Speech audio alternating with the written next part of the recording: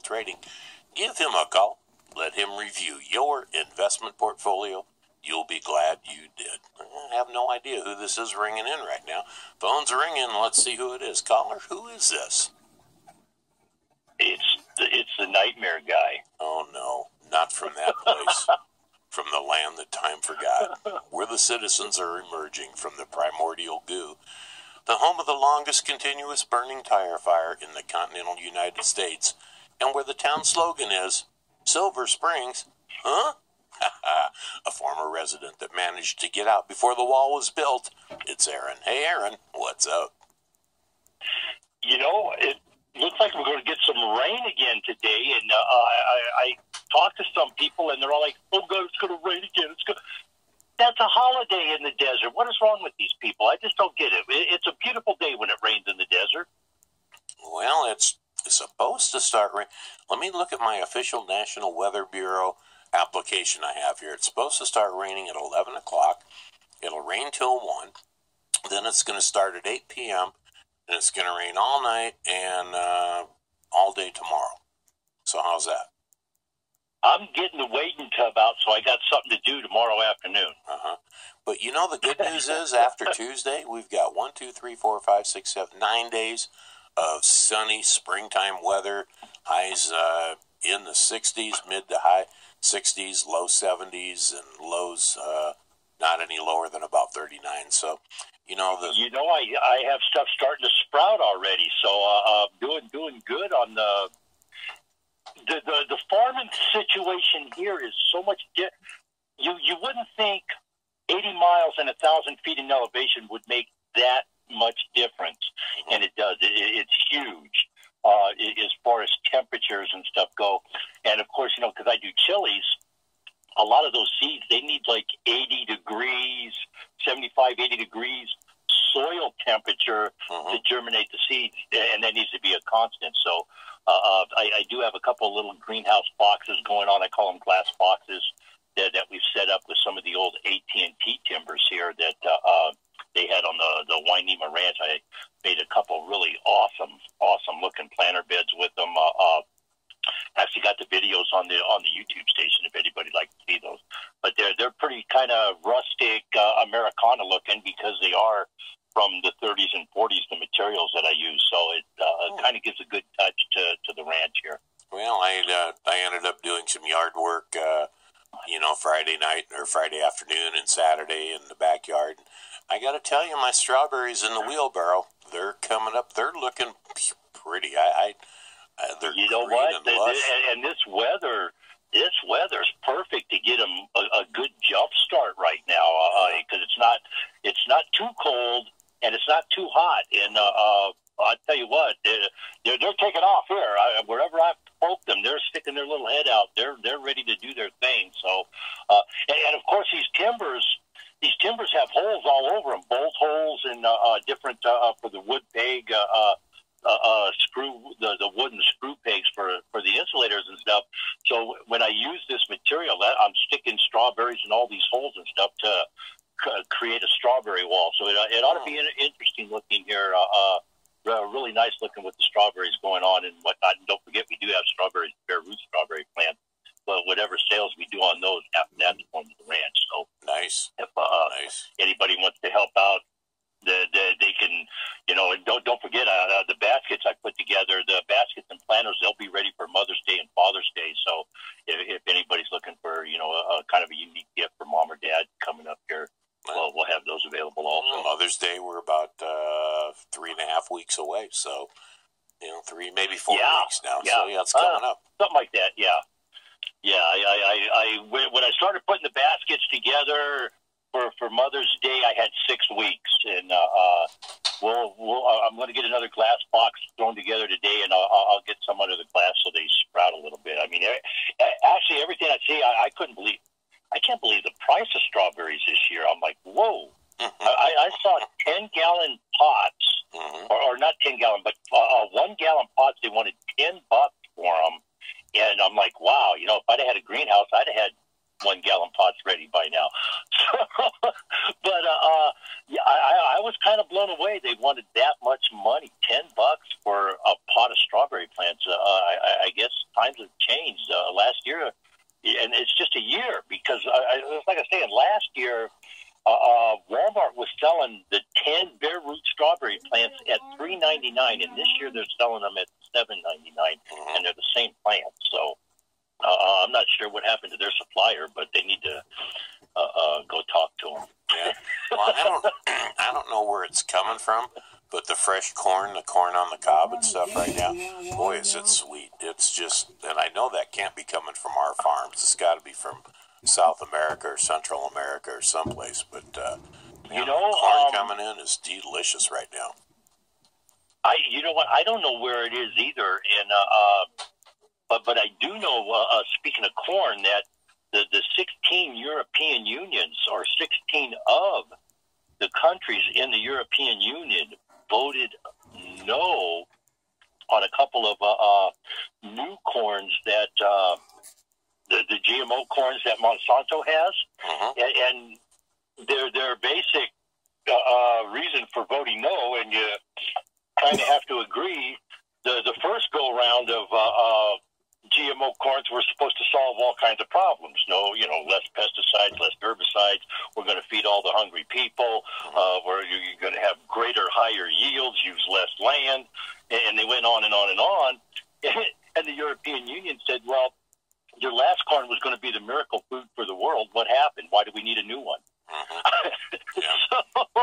Now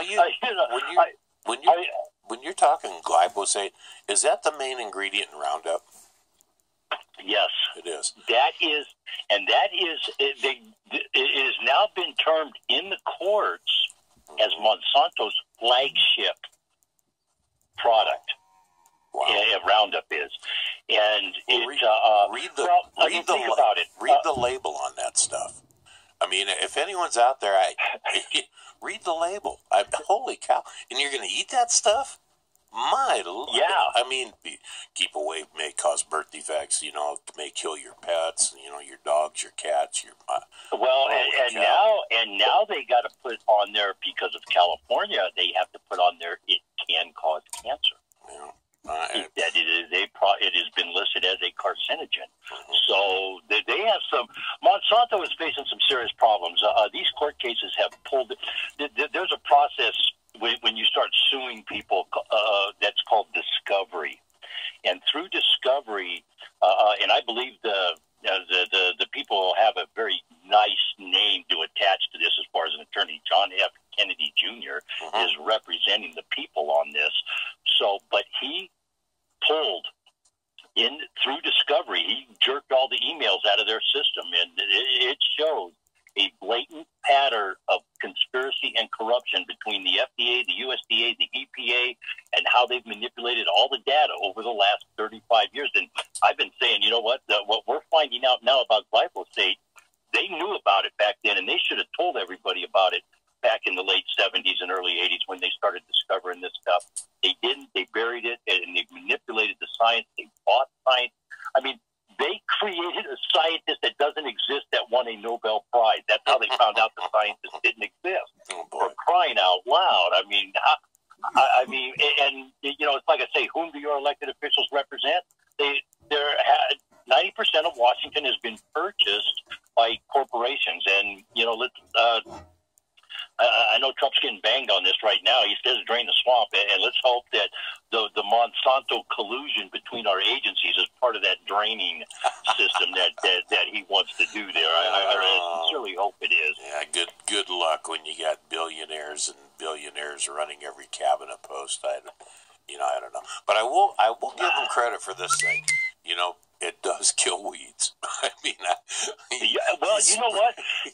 Here's the thing. Everybody wants to, when they start trying to bang me about, you're scientifically illiterate, you're this, you're that, I say, hey, well, wait a minute. I'm none of the above. I don't believe that the technology is bad technology. It's pretty sound technology. The science is good science.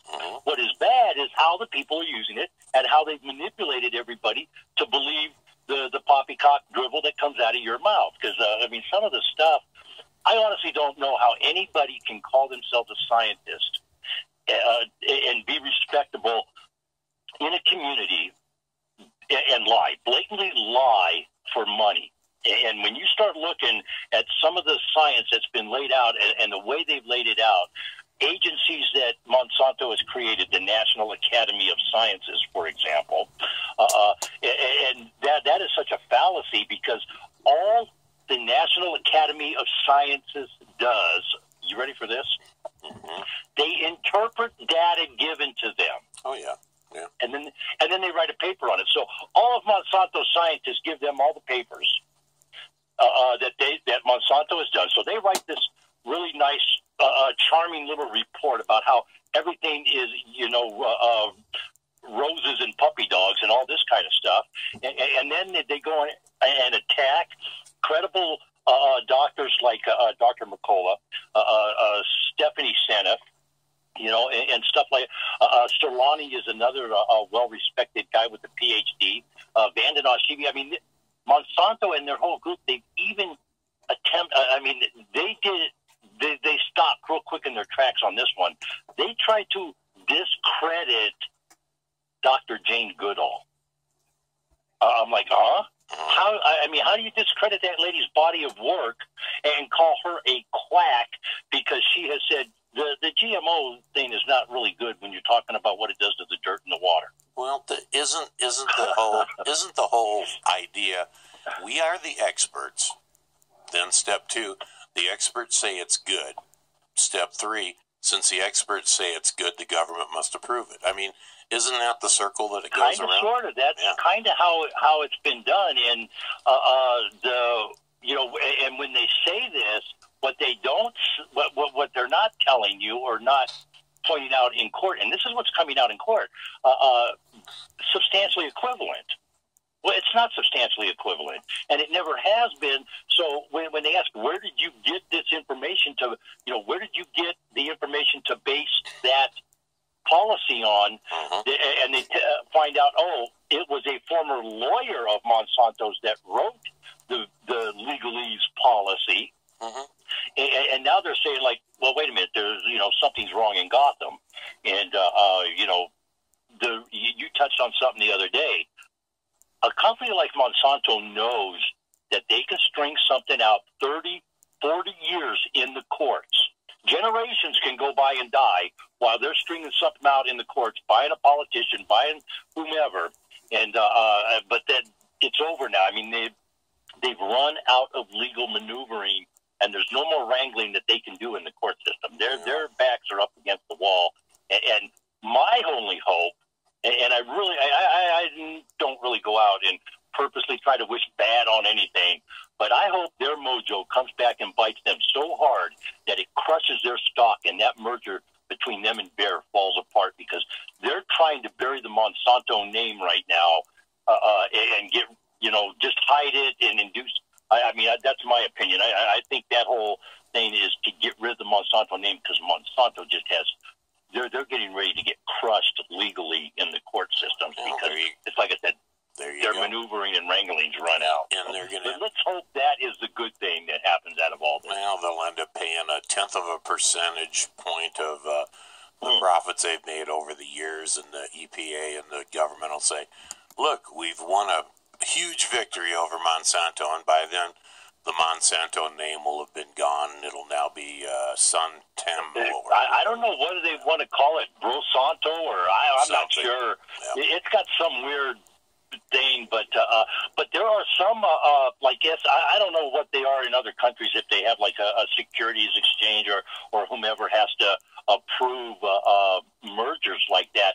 But there are actually some countries not giving it their blessing, saying, no, this is these two companies, we can't let these two companies get in bed together. That would be kind of bad. They'll fold in America, and they'll end up being a Chinese company, and they'll solve the food shortage in China and Vietnam and all those places, and 40 years from now, that company will fold, and it'll be something else. So, it's the way of the world. I think the climate's right that Monsanto's attorneys might be able to argue that the emails were altered due to a Russian hack. You never know. Absolutely. WikiLeaks. I mean, let's just go back. Let's just go right back to Wiki. Everything's going to be blamed on WikiLeaks now, no matter what. Yeah. Well, Aaron, it sure will. How do we contact you if we want to get a hold of you?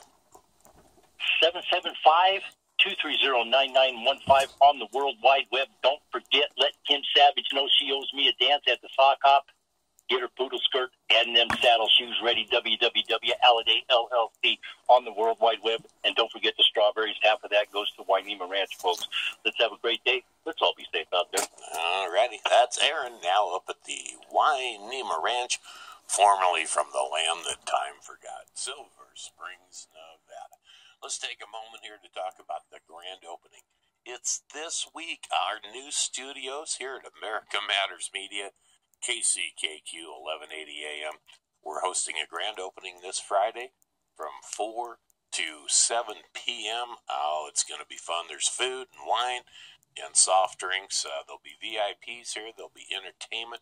Athena McIntyre, she'll be singing, strumming. She'll be live on the air. We'll be doing interviews. Our founder will be here, Eddie Floyd.